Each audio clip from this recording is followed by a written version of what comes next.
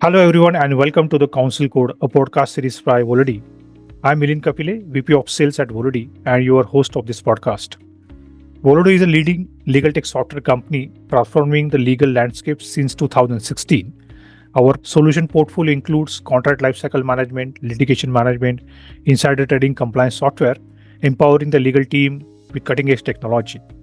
This podcast is designed to provide a valuable insight to the legal community through conversation with the top legal experts.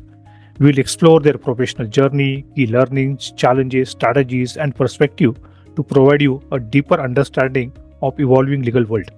After all, it's not about the law, it's about the stories behind it. Let's get started. Today we have the pleasure of welcoming Shwetambara Mani to the podcast. Welcome, Shweta. Shweta is a seasoned legal professional with over 15 years of global experience working on 6 continents. Currently, she is acting as a global counsel at Integrated DNA Technologies, a Danner company, USA. Shweta's legal journey started as an associate at 𝐻𝐿𝐿 Mangaldas, and since then she has held key positions at renowned organizations include Forbes Africa, Head of Legal CNBC Africa, Clarivate Analytics, and Shaped Africa. As a cross-functional team leader, her key expertise in risk management, leadership, legal affairs, and corporate advice and IP. Shweta, thank you for joining us today and looking forward for the great conversation. Thank you, Milind. The pleasure is entirely mine. Thank you for having me on this podcast. Right. I'm also looking forward to a fun interaction. All right, great. Thank you. So, Shweta, what inspired you to join a career in law? So, I was brought up in India during the 90s. We were the last generation to have a landline. We were the last generation to experience Doordarshan.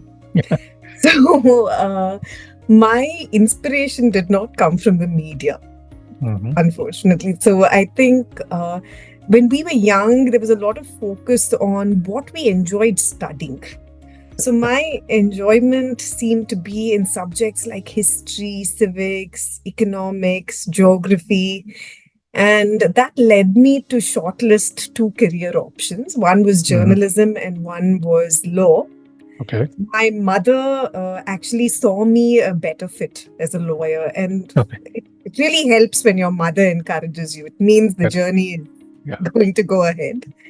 So with that, I chose law. I think by class 9 or 10, I had a very firm idea of what my interest was. And one thing led to another. It's like when something's right, the universe helps move it along. My legal journey was like that. All right, very interesting. All right, and you have almost experience over 6 continents. So can you share your brief overview of international legal journey and which has shaped your approach?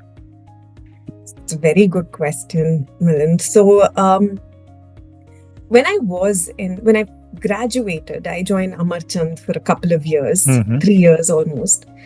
But I was starting to feel very hungry, like almost like, you need to explore more. I was feeling restless.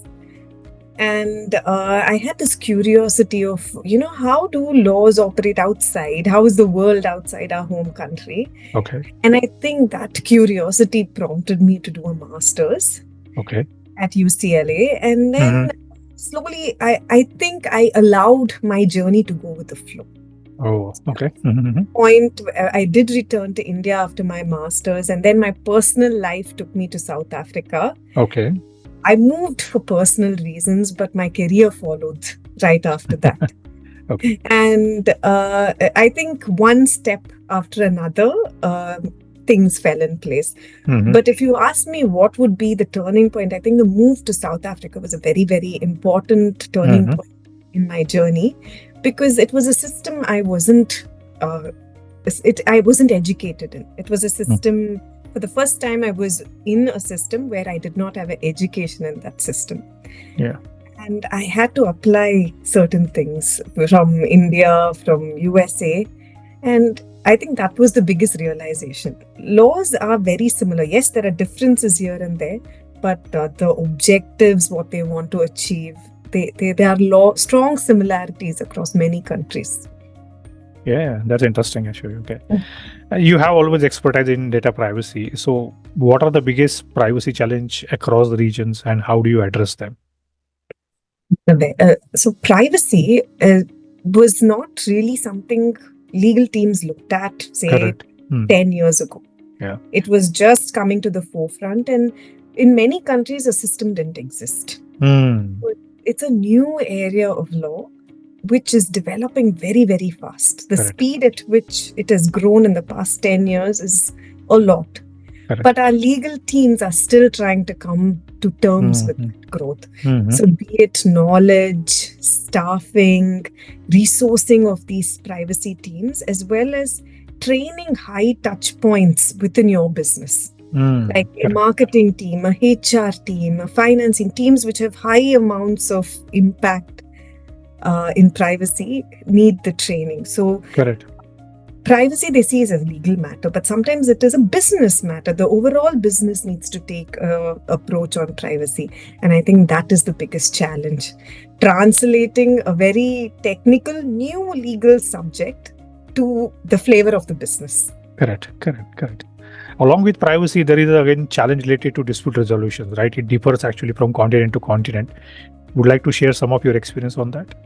No, it's very interesting, Milind. So because every country deals with disputes differently. So Correct. If you look at our Asian countries, they are very reluctant to get into disputes initially. So you will always have polite notices. Whereas as you go towards the West, your conversation for anything small will always be a legal notice. A discussion starts with a legal notice.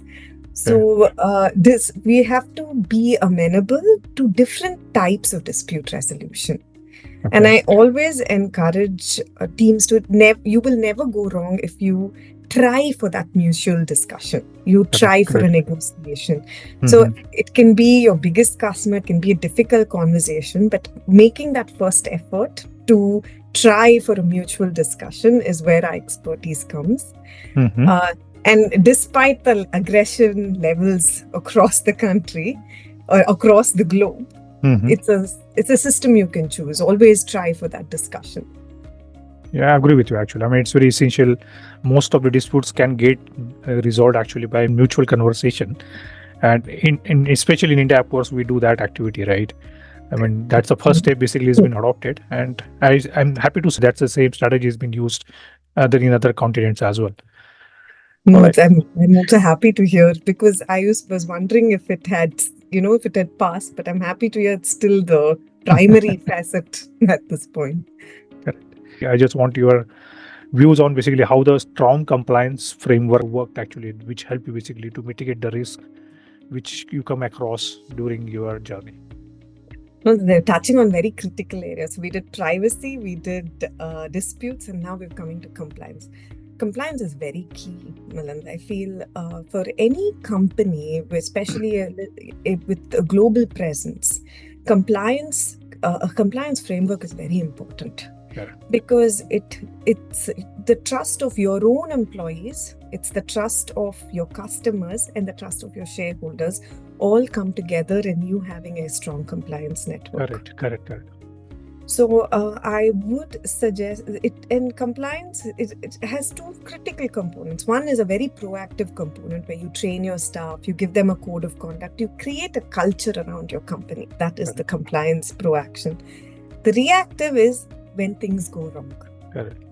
And that comes to resourcing. And I think legal teams these days are very, very sharp about it. They are well-resourced to deal with these reactive things. Can be a small code of conduct breach to a large whistleblowing complaint. We have systems and processes in. But it comes to the basic ethic of being a lawyer. Always listen to somebody's problem. Correct. And I think that's what I encourage even in our team. Whatever the problem, spend that time listening to it. Because you make the proactive effort worthwhile and you react correctly. Correct. So it's complex. I know compliance laws, every region, every country has its own network, but all of them come to one thing, create a culture around your organization which is compliance friendly, and listen to your staff, listen to their complaints and work on them. Yeah. Correct. I agree with you. And again, the related to contracts, of course, have been very important aspect actually every legal team has. So do you want to share experience related to contract lifecycle management, because you worked in different countries, and how basically the framework or any technology which I use basically that help you to navigate through these challenges? No, I think contracts is one area of value where as a legal team we can show our importance, because that is the bread and butter and your revenue generator. Correct. It is also your protector because you need to have them with your suppliers. Right. So I think right now AI helps us optimize the volume of contracts.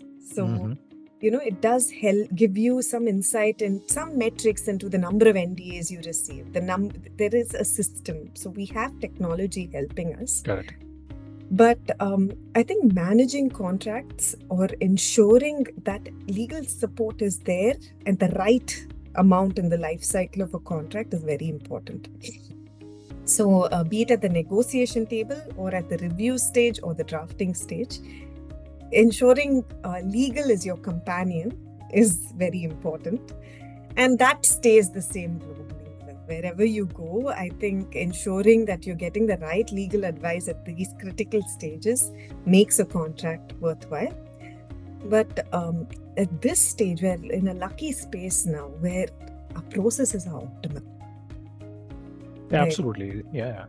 In fact, I always seen the processes are not in place in many organizations related to any of the function, like including contract compliance. And it's very essential that we should have that process in place. And of course, the technology is always enabler for you basically to make your life easier. So we always seen basically AI now becoming a buzz. It's now more a buzzword. Basically, it's now become a companion. It's now not a. It's becoming as basically must to have technology. So any sort of experience you have actually using AI technology in your current or maybe previous journey? So since AI itself is new, I think more current AI helps us, as I say, deal with volumes. Right. But I have a risk metrics for AI. As the risk goes up, your reliance on AI should go down a little bit.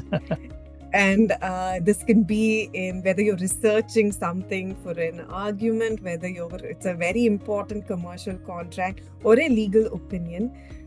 If the risk is more, may your reliance be less. But if it is a repetitive process, which can be optimized, and there are many processes in legal teams like that, many repetitive processes which we can optimize, then by all means make AI your friend, because AI will be able to help with your regular contracts at some levels. It can suggest governing law even at points. But your reliance should be sharp. You should be very sharp on when you should rely on AI and when you should not. And this is the guidance we pass on to the teams as well, Milan.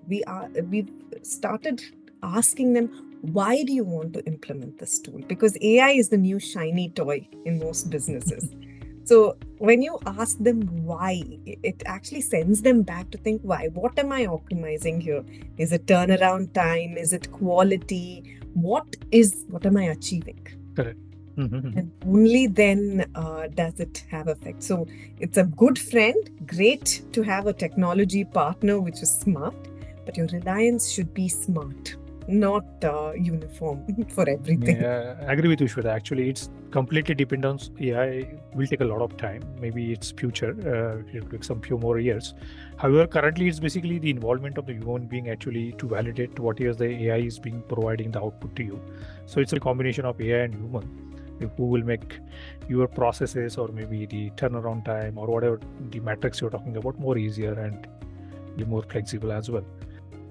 You worked in almost in 6 continents. So what cultural differences you have come across? So that's a very good question, man. So I think when we come from the Eastern cultures, the Asian cultures, we tend to think family is only valued there more. But my experience has been different. I think people are people, and I've noticed everywhere I've gone, the concept of valuing family, valuing respect has always been there. Okay. There are definitely differences in terms of how professionally they approach things. Some cultures are very focused on flexibility and work-life balance. Okay. In Europe, whereas in America, where it's a little more driven towards career-oriented culture. Okay. In India, once again, work ethic and the time you spend at work is measured quite a bit, and it's important that you deliver quality. So there are differences in the way work is approached. There's a difference maybe in the way people communicate because of language. But apart from that, people are people. And I've realized that family is valued everywhere. Okay. You will never go wrong if you're polite. So we always think, will I come across as very polite if I say it like this? Should I change my accent? If you are yourself and you are polite, you will feel included. I think most cultures have grown to be inclusive, to allow for that exchange to happen. Okay. Interesting. Yeah.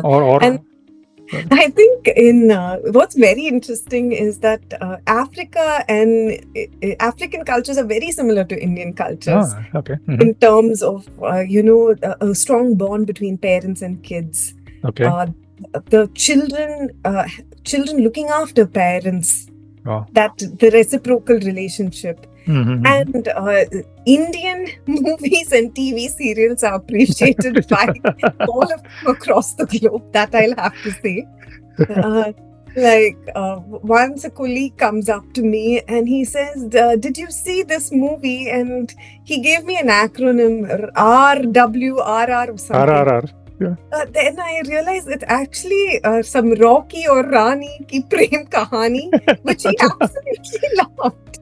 So, and I think there's a big appreciation for different cultures, provided you're true to yourself. Also, you should be very comfortable bringing your culture on board. Be yourself. All right, great. Good to understand all this. Shweta, one question I always ask, basically, what are the key lessons while you're working across a diverse legal environments? You wanted to share that? So coming from India, I think the one key lesson is always be on time. I think punctuality is important, but on a very serious note, I think it is 60% listening, 25% thinking, and 15% talking. Great. And I think that is the methodology you apply everywhere. Coming from India, I think from a young age, it's inherent in us to have a work ethic, and we are taught to listen a lot to our elders. When you're growing up, it's a very tough regime in terms of listening. Listening is very important in an Indian house for a child, and which is a good thing. Now, when I have transcended, that ability to listen adds value. And it also gives you important cultural clues, Milind, in terms of, how do you communicate? If you listen to a person, that itself will give you a cue. Because some cultures, they're very soft-spoken and polite, whereas some cultures, you have to be very direct. Even within Europe, there are places where you have to be very polite in your language. But in the Netherlands, in Dutch culture, they prefer you to be direct. Okay. So instead of, please, can you hand me a cup of coffee? They expect you to say, give me that coffee. So you get these cues only when you listen. And these critical, small communication skills go a long way when you're adapting to a global framework. Because as a lawyer, the two things companies rely on you strongly for is the outcomes you provide and the risk you mitigate. You will be able to do that only if you listen. So listen, think, and then speak. Great. Just one experience I have always as a sales guy. Even in India, we give this visiting card like this way to the customer, while actually they just throw in European countries. Yeah, no, that's a cultural shift we always see. As you said, basically, people are sometimes they are direct, polite, depending upon the geography we need to have our approach, and that is how that evolves yourself, actually, right? Okay. you've seen there are QR code visiting cards. And so essentially, you meet a person, they tell you to scan the QR code and you get their visiting card. So, different league. Great. So Shweta, I mean, there are hundreds and multiple contracts you have been working actually across the continent. So do you want to share how your experience related to contract negotiation, because that is always in a tough area. So I think that will help. Absolutely, Milan. I think when I think of negotiation, I have to share a story from my law school, because that's where it all started. We were in the final year and we had a lesson on negotiation, arbitration, and different types of alternate dispute resolution. So I was selected for negotiation, and I had to negotiate a lease deed. So I was the lessor, and I had a lessee who were, a person who was renting from me who had to negotiate. And I thought I did a fabulous job. I negotiated for a very high rent. I made the person who was the lessee literally, look at me with us. It's nice to have like classmates who look from there saying, good. Think you did. I thought I was fabulous. And the next day the scores came, and I had one of the least scores. So I went up to my professor and I said, why did you do this? I thought I did a very good job. So it was Professor Ghanshyam Singh. He turns to me and he says, so did your lessee sign the lease? Yes. I said, no. Did you see your lessee's face when he left the room? And I said, yeah. He was shattered. It's like, is it a good thing? Did you get the deal? Correct. And I said, no. And that lesson hit me. He looked at me and he said, it is not about the tough negotiation. It is about the right outcome. That is a lawyer. And that lesson, it's been many years since that lesson occurred, but it has stayed with me throughout, Milan. Because at the end of the day, it's about the relationship.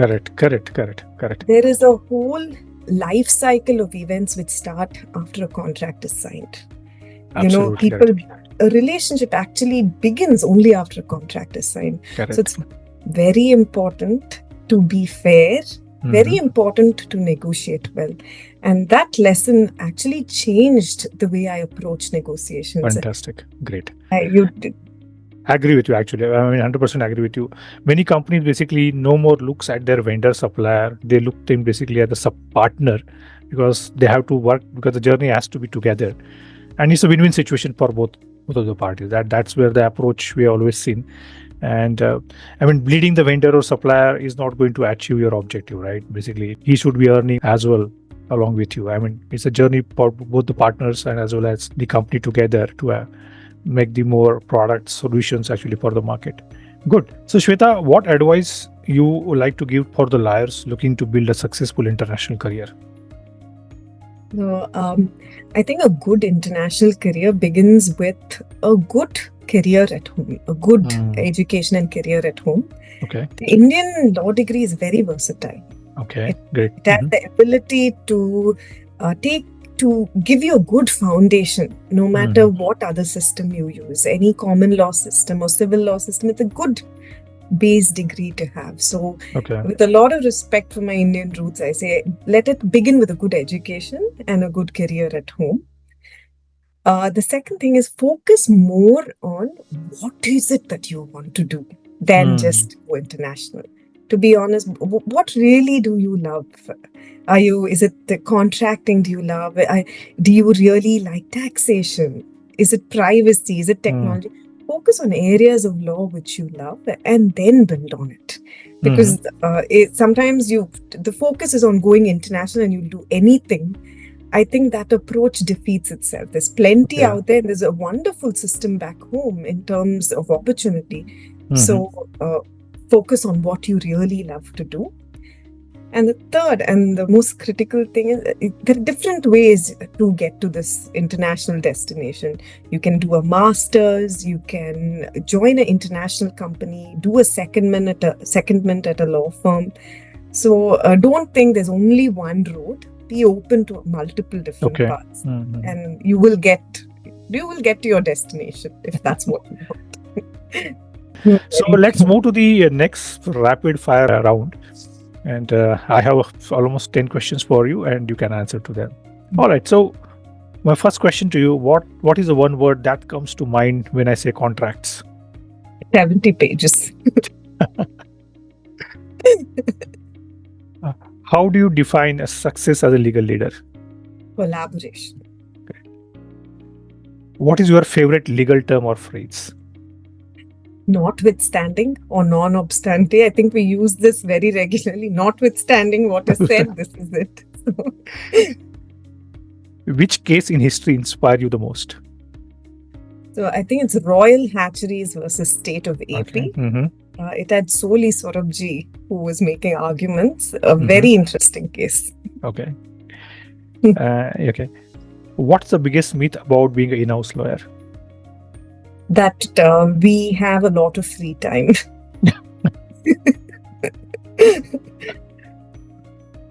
What's the one skill lawyer need that isn't taught in the law school?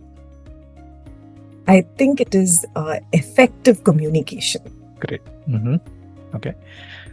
Okay. And what's the one word you use to describe your legal team? I would say fun and friendship. Great. Mm-hmm. And what's the best piece of advice you ever received? It goes back to the story. It is not about the tough negotiation. It is about the right outcome.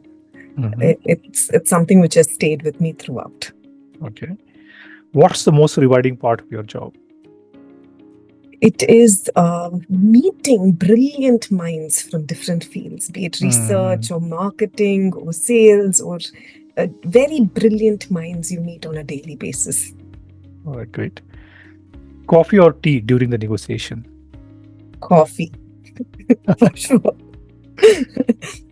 And do you prefer courtroom drama or boardroom strategy? Very difficult question, Milan. Let me say courtroom drama. All right. And how do you unwind after a challenging day? Children and fitness. Okay. I think laughter and working out go hand in hand, and that's how I unwind. Great. My last question to you, what's your success mantra? My success: listen, think, and then speak. All right, great. So thank you, Shweta, so much for your sharing your insights with us today. Is there anything else you would like to add before we wrap up? It has been such a pleasure, Milan. Thank you. There's a lot of focus on careers, but there's very few. There's a focus on journey is not that much. But your podcast has a very different approach. It seems to focus on the journey, the stories, and I really enjoyed that bit. Appreciate you making the time, having me over. Thoroughly enjoyed the discussion. Same here. Thank you very much. Bye-bye.